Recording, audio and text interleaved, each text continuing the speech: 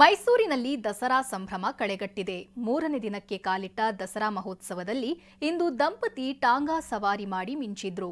ಇನ್ನು ರೈತ ದಸರಾದಲ್ಲಿ ಬಂಡೂರು ಕುರಿ ಮತ್ತು ಹಳ್ಳಿಕಾರ್ ಎತ್ತುಗಳು ನೋಡುಗರನ್ನ ಸೆಳೆದ್ವು.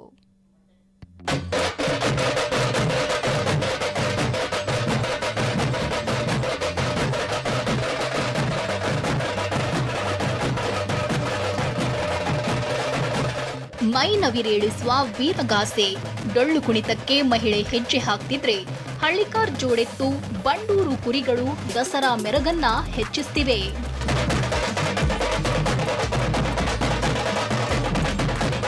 ವಿಶ್ವವಿಖ್ಯಾತ ಮೈಸೂರು ದಸರಾ 3ನೇ ದಿನಕ್ಕೆ ಕಾಲಿಟ್ಟಿದೆ.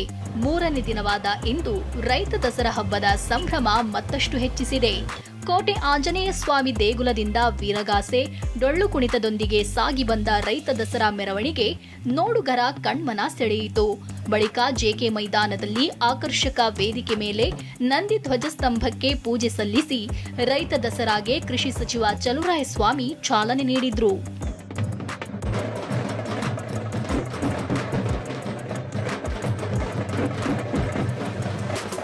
ಇನ್ನು ರೈತ ದಸರಾದಲ್ಲಿ ಬಂಡೂರು ಕುರಿಗಳು ಆಕರ್ಷಣೆಯ ಕೇಂದ್ರ ಬಿಂದುವಾಗಿದ್ವು. ಬರೋಬ್ಬರಿ 1 ಲಕ್ಷ ಬೆಲೆಯ ಬಂಡೂರು ಕುರಿ ನೋಡುಗರ ಹುಬ್ಬೇರುವಂತೆ ಮಾಡಿತು.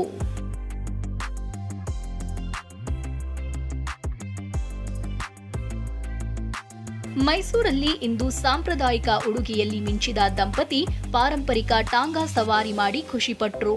ನವ ವರ ವಧುವಿನಂತೆ ರೇಷ್ಮೆ ಪಂಚೆ, ರೇಷ್ಮೆ ಸೀರೆಯಲ್ಲಿ ಬಂದ 30ಕ್ಕೂ ಹೆಚ್ಚು ಜೋಡಿ ಟಾಂಗಾ ಸವಾರಿಯಲ್ಲಿ ಭಾಗಿಯಾದರು. ಟಾಂಗಾ ಸವಾರಿಯಲ್ಲಿ ಭಾಗಿಯಾದ ಜೋಡಿಗಳಿಗೆ ಮೈಸೂರಿನ ಪಾರಂಪರಿಕ ಕಟ್ಟಡಗಳ ಪರಿಚಯ ಮಾಡಿಕೊಡಲಾಯಿತು.